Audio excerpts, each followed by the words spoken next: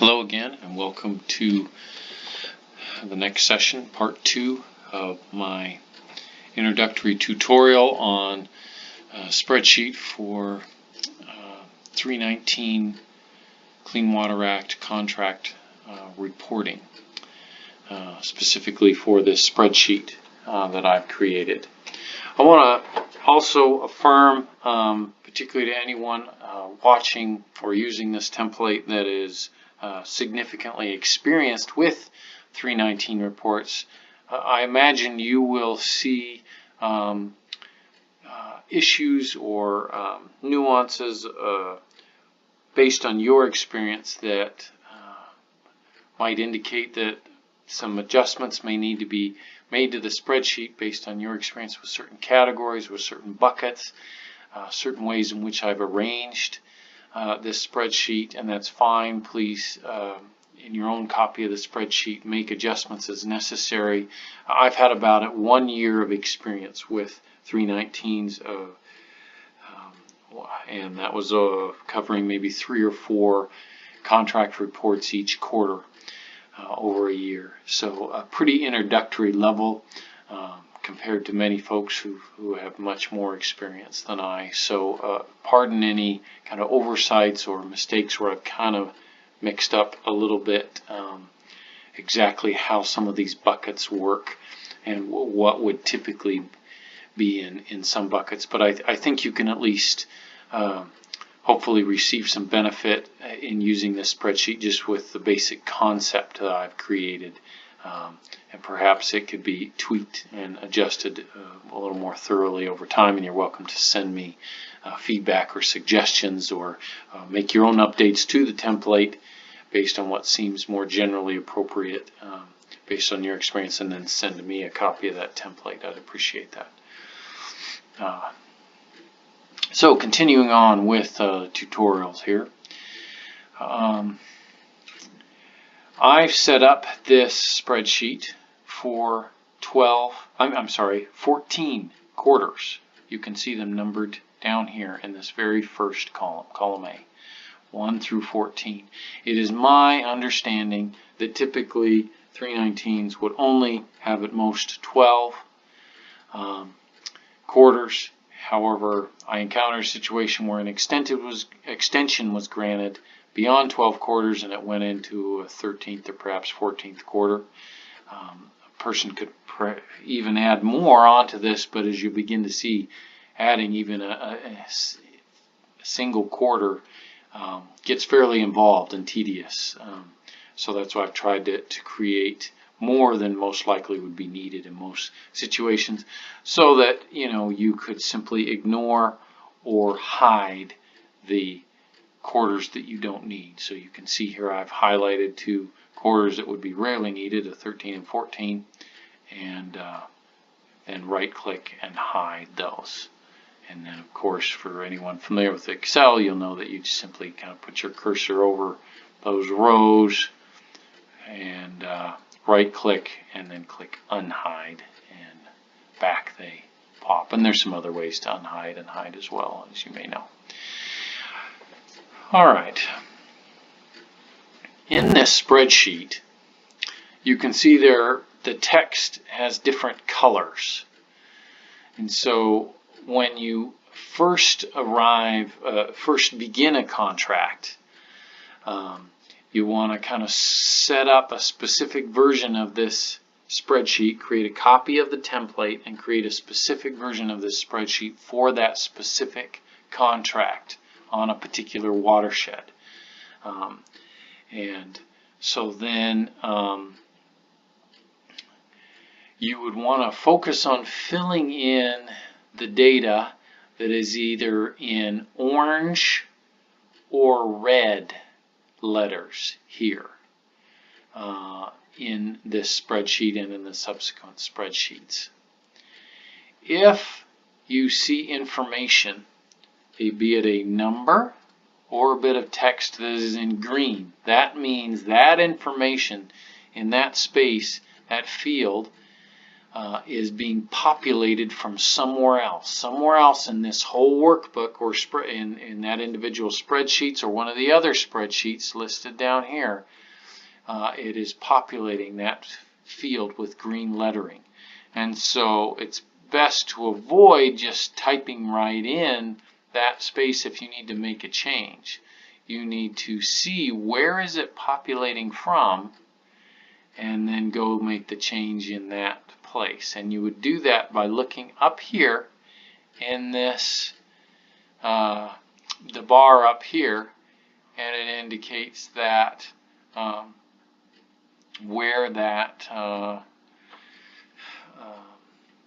data is coming from. So in this case, it's coming from invoice number 3, which if I scroll over here, invoice Q3 is right there, invoice for quarter 3, field A13. And so you would want to go change it in that location, field A13, and then it would change here. So let's just say I go do that. I'm coming over to invoice quarter 13, and I'll explain this spreadsheet more at length. I'll come up to A13, see it's in red. Unlike much of the other information here that's green, those letters are in red, and so I know that quarter 3, let's just say for example, quarter 3 for this particular project maybe is from July to October 2018. And then I hit enter. Now, if I go back over to the cumulative budget spreadsheet that we were focusing on, you can see here July to October 2018 is filled in now. And so rather than just typing right in here July to October 2018, it's best to go to the place where it's filled it in. That way, if you go to the source cell or source place, then it populates it everywhere for you, and you don't have to do it in multiple places. Or if you ever have to make a change unexpectedly towards the end of your reporting process, or maybe you're gathering together a report for a particular quarter, and then you realize, oh, we need to change this bit of data, this amount of charge to federal or match, or whatever it may be. Then you, by going to the source of where that information is in this workbook, again with red or orange lettering, then you can get it changed in the right place, and it'll change all the other places for you where that might need to be changed. So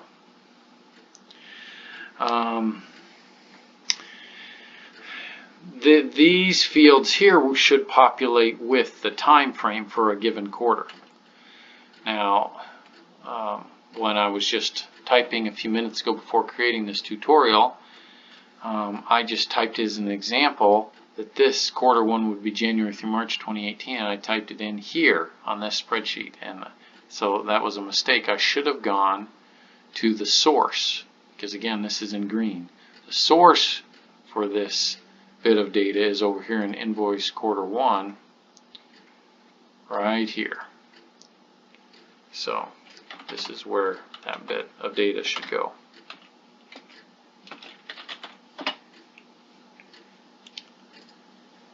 And so then I would actually want to change this back to its formula, to invoice quarter 1, I think it's A12, is that right? No, A13. Yep, so now it shows January through March 2018 because it's populating from that other spreadsheet. So, particularly on this spreadsheet, the cumulative budget spreadsheet, at the beginning of a contract you want to go and enter in all the data relevant for that particular contract. You might have an element number up here starting at the top. You might have your beginning date of contract execution, your contract date of expiration, your fiscal year, that's the FY there. There might be a phase phase 1 of the contract and phase 2, for example. Many contracts that's irrelevant, so I have NA put in that field currently. And your contract number there if there is one. Then down here you have the name of the contract. I've just put in one for a contract we did on the Ochlockonee River. So, whatever your watershed is that you're working on, the Mississippi River or some little creek, whatever it may be, you would put that in there.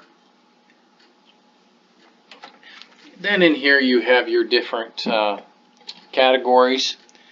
Now these here on this line, line 8, I have them in orange. However, many of them won't need to be adjusted unless you want to.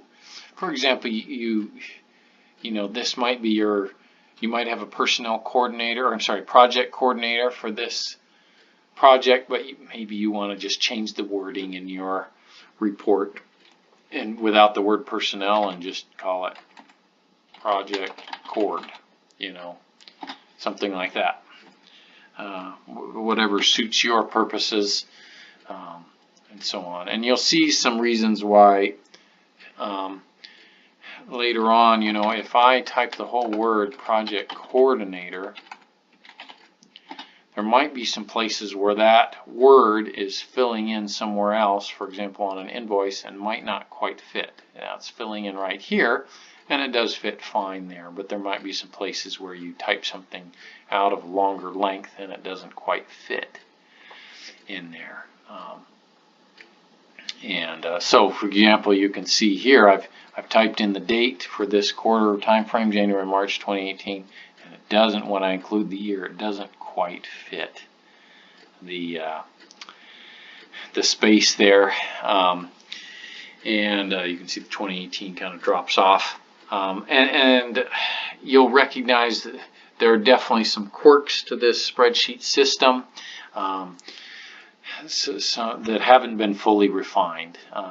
But I'm going to go ahead and do this tutorial now as I'm actually moving on from my particular organization to a different position before long, and I just wanted to get this tutorial done. But you'll see there's some little quirks and tweaks that need to be made over time, but I just appreciate your patience. You'll just have to deal with those.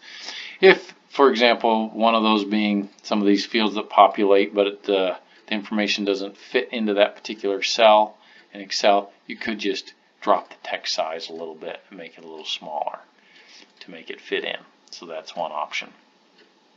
You can, of course, try adjusting the size of the whole column, but you got to be careful doing that.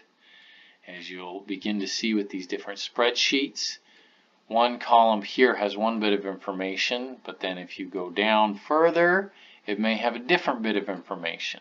See down here, up here, that was a date column. Down here in my cost breakdown spreadsheet, that's a different column that's got a more description information in it.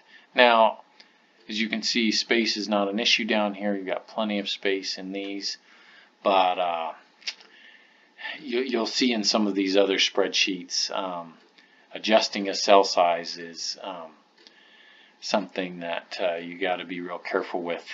It can affect things further on down vertically in the spreadsheet, and these are made to fit on a page size when you go to print. And so, if I go up here to my view and look at my page layout, I don't want to broaden this column too much so that it pushes part of the information from that page over onto another page over here. See, it just pushed up my match column over, and I definitely want to avoid that. I want to keep it on the same page without it jumping that line right there. So you got to be pretty careful about adjusting column sizes. Going back to our cumulative budget spreadsheet, which is the main place we're kind of looking at this stage in the tutorial. You just want to, again, kind of go down and look at the orange and red lettered fields for where you need to fill information. So, for example, this is our personnel program manager category.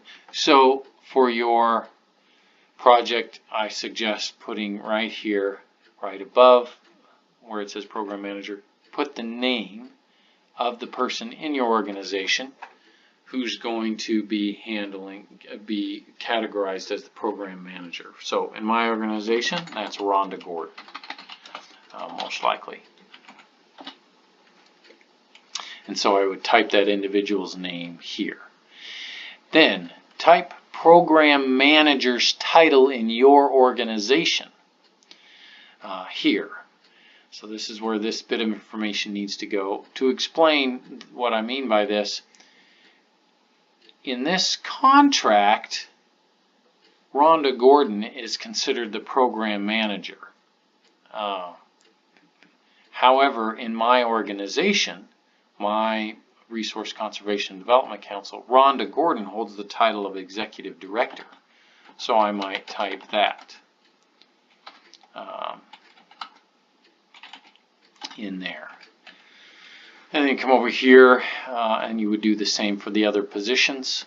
Project Coordinator, I know sometimes this, rather than Project Coordinator, might be called an Implementation Manager. And so again, that's why I put that field in orange, because you might need to change that title for that given contract, because these titles sometimes get changed depending on the contract. Project Coordinator, Implementation Manager, etc. And so you would put their name in here. Let's just say it's, well, here we could just put in our implementation or project coordinator person has been Julie Shutters. And I think, I could be mistaken here, but I think our organizational title is project manager. So, of course, that's got to be distinguished from within our organization. She has the title project manager, but that's to be distinguished from program or project manager within this 319 contract. So that's why I have that separate field up here. Then you might have your admin person here, which in our organization that's been myself. And then so I'll put my name in there, and but within our organization my title has been program assistant. So you put that in there, and again so on if you had some other personnel position here, or you could just hide those columns or just leave them and ignore them if you can overlook that and it doesn't cause confusion for you. Then this line here, line 9, for each category within that contract, you're going to put in the amount that is designated for that category or bucket, as we like to call it. I just put in the figure 10,000, but you have to reference the contract paperwork once that arrives at your organization when you get a new contract, and look at the specific bucket amount for that that bucket. And of course you would have your total bucket for all your personnel here, and then your sub buckets for other and admin. And like I said, you typically wouldn't have this one. You would just have at most 3, in my understanding anyway, based on my experience with our organization. And sometimes you may only have 2 or even 1 perhaps. It just depends on that given contract and what's been allotted. So you put in the amount for the federal, and then the amount that's expected for organizational match, or in kind as it's sometimes called, in the next amount. So again, that being an orange number, you would enter that in.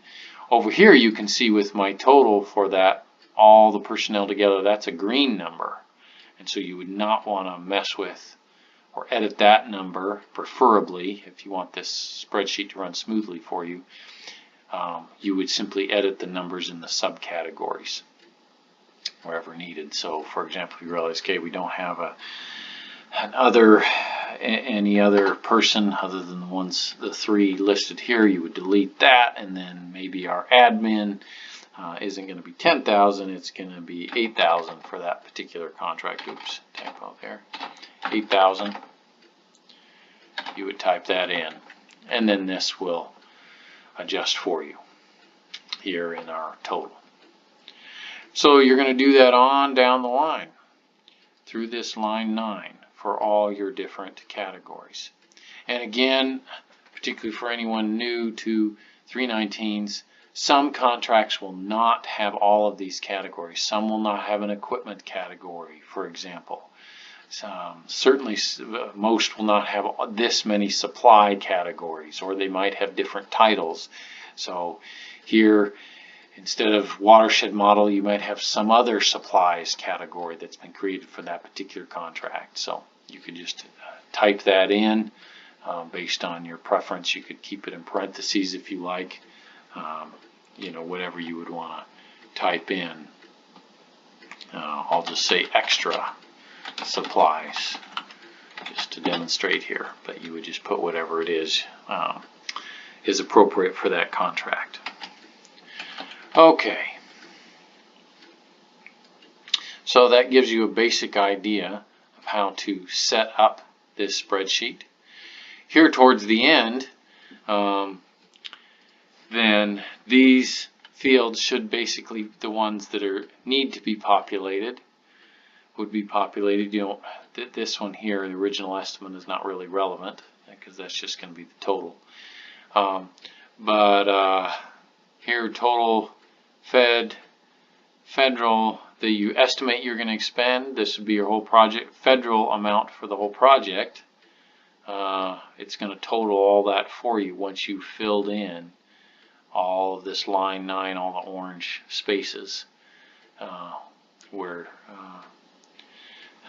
as needed according to the contract. So this would be your total federal amount, and then you would have your total match amount and your grand total amount. So when you're setting up this spreadsheet for a particular contract, you know, you go through all these different bucket categories, line 9, and enter the appropriate amounts. Or if there's nothing for that particular category or bucket, let's say there's no indirect for that particular contract, you would change that to 0, make sure that's zeroed out, and then you'll just see that dash there, and that's fine. Then once you get to the end, you want to just verify that this total federal amount and total match amount match the paperwork in your contract. And same for project total here, and that will help you verify that you've entered in all the numbers here in orange appropriately and accurately. All right, well, we'll see you in the next session.